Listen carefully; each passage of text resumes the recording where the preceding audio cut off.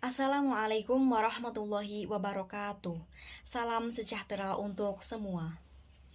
Pada kesempatan yang baik ini, perkenankan kami kelompok 6 untuk mempresentasikan hasil penelitian kami yang berjudul Analisis Kesalahan Berbahasa Tataran Semantik pada bidang artikel dalam majalah Embun Angkatan 2019 Universitas Peradaban. Sebelumnya perkenalkan anggota kelompok 6 yaitu saya Latifatun Nasihah NIM 404211018 sebagai moderator dan juga penyaji 1. Dila Hibatun Maulidah NIM 404210009 sebagai penyaji 2 dan Adinda Almawi Jayanti NIM 404210028 sebagai penyaji 3. Langsung saja pendahuluan. Semantik merupakan salah satu subdisiplin ilmu yang membahas terkait makna yang ada dalam sebuah bahasa atau kalimat. Dalam semantik, sering terjadi adanya kesalahan berbahasa. Hal ini sejalan dengan pendapat Suryaningsih tahun 2018 halaman 10 yang mengemukakan bahwa kesalahan berbahasa sebagai pelanggaran terhadap kaidah kebahasaan dalam penggunaan bahasa, baik tertulis maupun verbal.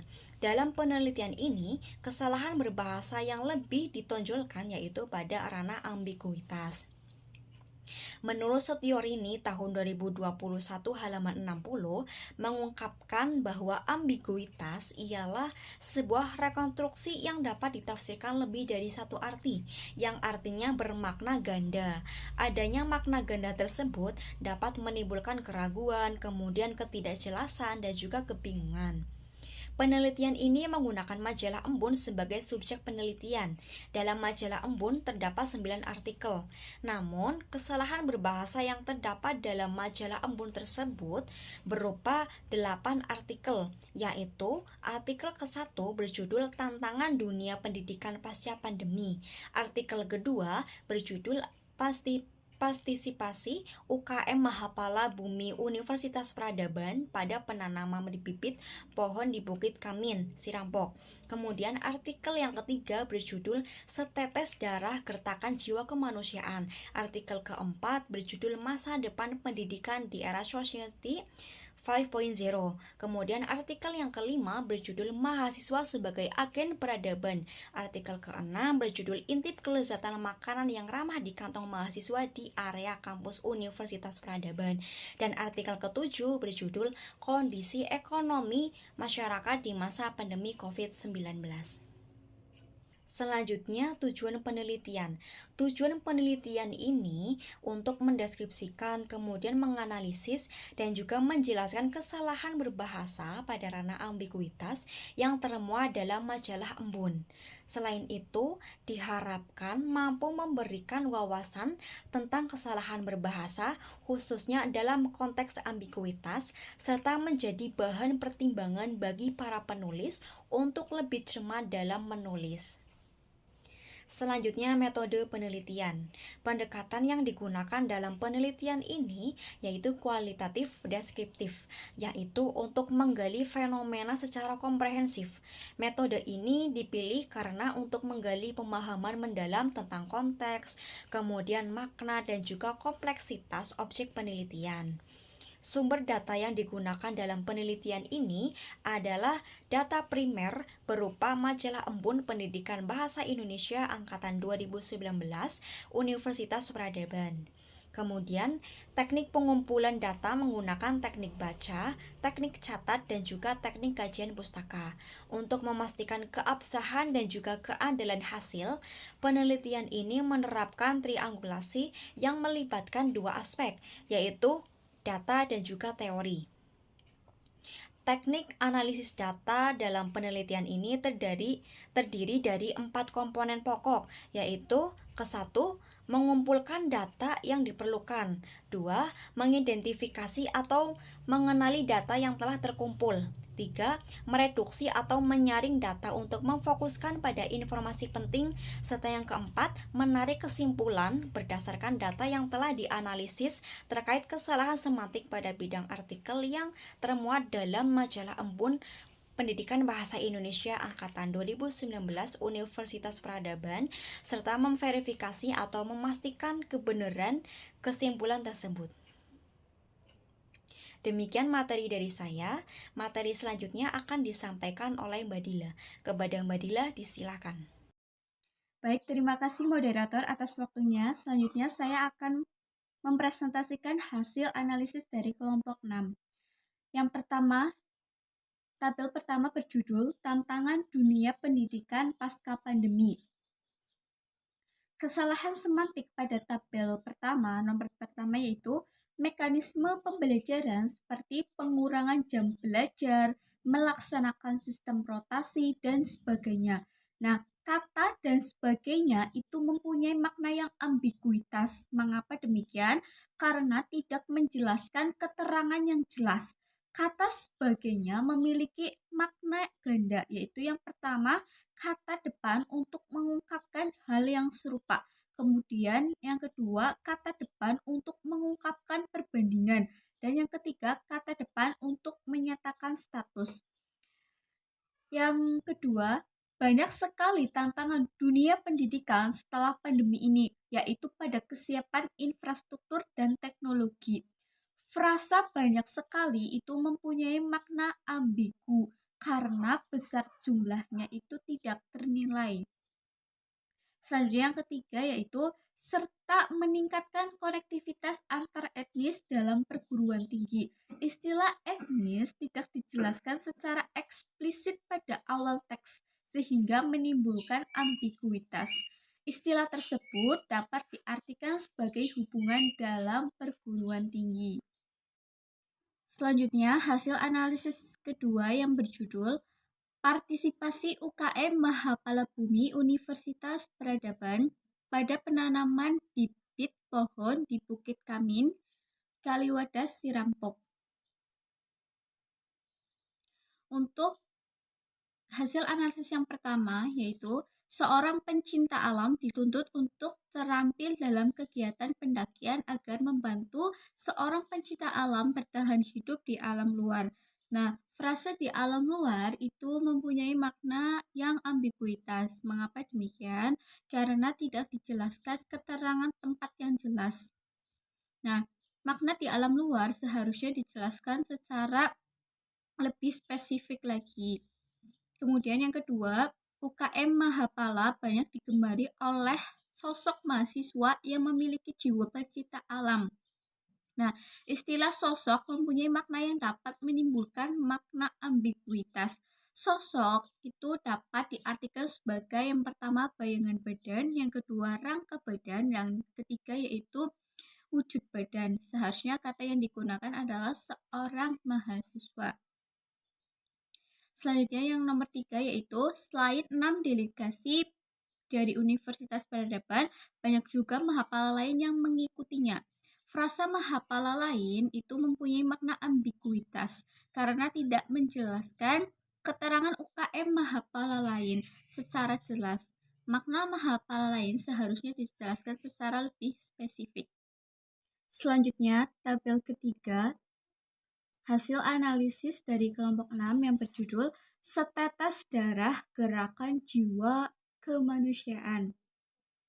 Untuk kesalahan sintaksis yang pertama yaitu apabila sedang dalam tahap pengobatan, maka pendonor harus menuntaskan dahulu sebelum melakukan donor darah. Kata menuntaskan memiliki makna ambiguitas karena tidak dijelaskan secara eksplisit dari awal. Seharusnya kata yang digunakan adalah menyelesaikan. Yang kedua, makanan yang mengandung zat besi tinggi yaitu daging, seperti daging sapi, ikan, bayam, dan lain sebagainya. Nah, frasa dan lain sebagainya memiliki makna ambiguitas karena tidak menjelaskan keterangan makanan secara jelas. Kemudian yang ketiga, HMJ Farmasi membantu PMI untuk memfasilitasi donor dan transfusi darah. Kata memfasilitasi dapat diartikan sebagai suatu fasilitas yang dapat melengkapi kebutuhan. Jadi, kalimat yang tepat adalah untuk memfasilitasi kegiatan donor darah dan transfusi darah.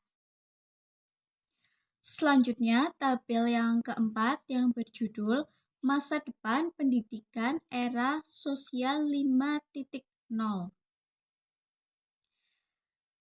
Kesalahan sintaksis pada bidang ambiguitas yang pertama yaitu dalam menghadapi dan menyongsong pendidikan di era revolusi industri yang lebih baik tentunya harus memiliki persiapan yang matang. Kata matang mempunyai makna yang berbeda-beda sehingga dapat menimbulkan ambiguitas. Makna literal secara harfiah matang berarti sudah tua dan siap dipetik untuk buah atau sudah masak dan siap dimakan untuk makanan. Nah, makna kiasan dalam konteks persiapan yaitu persiapan yang sudah mencakup semua aspek yang diperlukan dalam tahap optimal. Nah, dalam konteks ini kata matang merujuk pada persiapan yang mencakup semua aspek yang diperlukan dan sudah mencapai batas optimal. Kemudian yang kedua yaitu perubahan dalam pendidikan itu terjadi karena adanya sistem dan metode pembelajaran yang didukung oleh teknologi digital. Nah, salah satu tonggak awal kemajuan sebuah negara adalah ditandai dengan sistem pendidikan yang baik. Makna kata tonggak menurut KBBI atau harfiah adalah tiang pancang yang terbuat dari kayu atau beton. Sedangkan secara kiasan, tonggak sering digunakan untuk menggambarkan titik penting dalam perkembangan atau sejarah dan pencapaian signifikan yang menandai kemajuan. Dalam konteks tonggak, awal kemajuan sebuah negara menggambarkan sistem pendidikan yang baik sebagai landasan penting bagi kemajuan negara. Terima kasih, saya kembalikan ke moderator. Terima kasih. Materi selanjutnya akan disampaikan oleh Mbak Dinda. Kepada Mbak Dinda, disilahkan. Baik, terima kasih kepada moderator yang sudah memberikan kesempatan kepada saya. Selanjutnya di sini saya akan membahas pada tabel 5. Tabel 5 yaitu data analisis bidang artikel dalam majalah Embun Pendidikan Bahasa Indonesia angkatan 2019 Universitas Peradaban yang berjudul Menggandeng Mahasiswa Menjadi Pro Agen Peradaban. Yang pertama pada kesalahan semantik yaitu menggandeng mahasiswa menjadi pro agen peradaban. Di sini kata menggandeng bisa diartikan secara harfiah atau kisaran. Secara harfiah berarti memegang tangan. Sedangkan secara kisaran dalam mengajak bekerja sama. Dalam mengajak bekerja sama, konteks ini makna kisaran lebih tepat, namun penggunaan kata tersebut tidak bisa menimbulkan kebingungan pada pembaca awal. Selanjutnya pada data 2, beberapa tahun terakhir gagasan mengenai pro-agen peradaban muncul sebagai strategi promosi dan mengenalkan kampus Universitas Peradaban. Di sini istilah pro-agen peradaban tidak dijelaskan secara eksplisit pada awal teks sehingga menimbulkan ambiguitas. Istilah tersebut dapat diartikan sebagai A. Agen profesional Universitas Peradaban, B. Pendukung Universitas Peradaban, C. Agen yang ahli pro dalam peradaban. Dalam konteks ini, istilah pro agen peradaban merujuk pada pendukung pro agen peradaban. Selanjutnya data 3 tahun 2022, pro agen peradaban disosialisasikan kepada seluruh mahasiswanya dengan wajah baru. Frasa wajah baru mempunyai makna yang berbeda-beda, sehingga dapat menimbulkan ambiguitas. Frasa tersebut dapat diartikan sebagai tampilan baru secara visual, konsep atau pendekatan baru, orang-orang baru yang terlibat. Dalam konteks ini, frasa wajah baru merujuk pada orang-orang baru atau mahasiswa baru yang menjadi sasaran untuk bersosialisasi Universitas Peradaban. Pada tabel 5 juga ditemukan 3 kesalahan, yaitu pada kata menggandeng bisa diartikan secara harfiah atau kiasan. Istilah proagen peradaban tidak dijelaskan dengan baik di awal teks. Frasa wajah baru juga ambigu karena bisa memiliki beberapa interpretasi. Selanjutnya, pada tabel 6, data analisis bidang artikel dalam majalah Embun Pendidikan Bahasa Indonesia angkatan 2019 yang berjudul Intip Kelezatan Makanan yang Ramah di Kantong Mahasiswa di Area Kampus Universitas Peradaban. Pada tabel 6 tentang makanan di area kampus ditemukan 3 kesalahan semantik. Kata di kantong dalam judul bisa memiliki 2 interpretasi. Frasa kantong kering juga memiliki makna literal dan figuratif. Penggunaan kata kocek dianggap informal dan bisa menimbulkan ambiguitas bagi pembaca yang tidak familiar dengan ungkapan tersebut. Di sini data pertama, yaitu intip kesalahan menu makanan yang ramah di kantong mahasiswa di area kampus Universitas Peradaban. Kata di kantong dalam judul ini bisa memiliki 2 interpretasi sehingga menimbulkan ambiguitas. Makna kata di kantong yaitu yang pertama secara literal, makanan yang bisa dimasukkan ke dalam kantong. Sedangkan yang B, secara figuratif, dalam konteks ini kata kantong merujuk pada makanan yang terjangkau harganya. Nah, pada data 2, makanan-makanan yang bergizi enak dan tentunya tidak membuat kantong kering, krisis moneter pada dompet dan ramah di kantong menjadi hal utama yang menjadi suatu pertimbangan. Frasa kantong kering memiliki ambiguitas karena dapat diartikan lebih dari satu, yaitu secara literal, kantong yang tidak berisi air atau cairan secara fisik. Nah, secara figuratif, keadaan tidak memiliki uang finansial. Dalam konteks ini merujuk pada makna figuratif, yakni keadaan tidak memiliki uang, tetapi penggunaan bahasa kiasan ini dapat menimbulkan ambiguitas bagi pembaca yang tidak familiar dengan idiom tersebut. Yang data ketiga, cukup dengan merogoh kocek 10.000 kamu sudah bisa menikmati makan siang yang enak ini. Nah, di sini pada kata kocek memiliki ambiguitas karena dapat diartikan secara literal kantong kecil untuk menyimpan uang. Secara figuratif, uang atau dana, meskipun dalam konteks ini kata kocek jelas merujuk pada uang. Penggunaan istilah informal ini dapat menimbulkan ambiguitas bagi pembaca yang tidak familiar dengan ungkapan tersebut. Selanjutnya pada data 7, tabel 7, data analisis bidang artikel dalam majalah Embun Pendidikan Bahasa Indonesia angkatan 2019 Universitas Peradaban yang berjudul Kondisi Ekonomi Masyarakat di Masa Pandemi COVID-19. Di sini pada tabel 7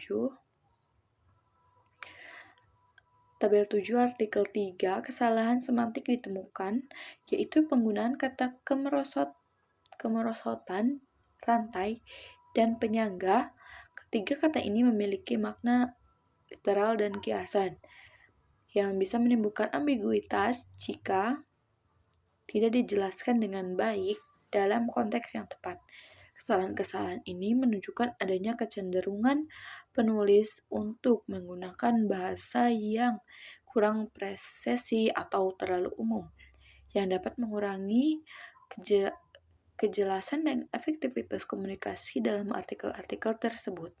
Hal ini mungkin disebabkan oleh keinginan untuk membuat tulisan terlebih akademis atau formal, namun justru dapat mengakibatkan pesan yang ingin disampaikan menjadi kurang jelas. Di data tabel 7 yang pertama itu kemerosotan ekonomi masyarakat. Kata kemerosotan memiliki makna ambiguitas karena dapat dimaknai lebih dari satu.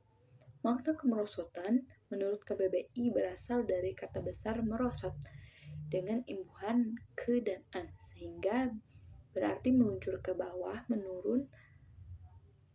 Sedangkan secara kiasan, kemerosotan sering digunakan untuk menggambarkan penurunan ekonomi, kualitas atau standar. Dalam konteks kemerosotan ekonomi masyarakat, istilah ini menggambarkan penurunan atau kemunduran kondisi ekonomi yang dialami oleh suatu kelompok masyarakat yang mungkin meliputi penurunan pendapatan, daya beli, atau tingkat kesejahteraan secara umum. Yang selanjutnya pada data 2, memutus rantai penyebaran. Kata rantai memiliki makna lebih dari satu makna. Rantai secara harfiah adalah serangkaian cincin atau gelang yang saling terkait, biasanya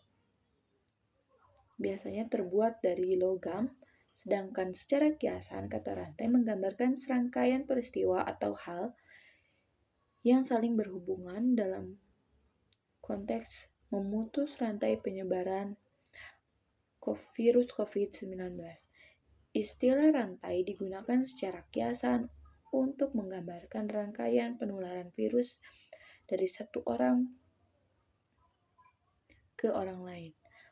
Memutus rantai dalam hal ini berartikan menghentikan atau memotong rangkaian penularan tersebut sehingga virus tidak dapat menyebar lebih lanjut. Selanjutnya data 3 menjadi penyangga daya beli masyarakat. Pada kata penyangga memiliki makna ambiguitas lebih dari satu secara harfiah. Penyangga adalah alat untuk menyangga atau penopang, sedangkan secara kiasan penyangga dapat diartikan sebagai sesuatu yang diartikan sebagai memberikan dukungan, menguat atau penstabilan daya beli. Dalam konteks menjadi penyangga daya beli masyarakat secara kiasan untuk menggambarkan suatu yang membantu mempertahankan atau mendukung daya beli masyarakat agar tidak menurun lebih jauh. Cukup sekian hasil analisis yang bisa saya sampaikan. Terima kasih kepada moderator telah memberikan waktunya kepada saya. Selanjutnya saya kembalikan lagi ke moderator. Baik, terima kasih kepada pemateri yang telah memaparkan materinya dengan sangat jelas. Demikian presentasi dari kelompok 6. Kurang lebihnya mohon maaf. Wassalamualaikum warahmatullahi wabarakatuh.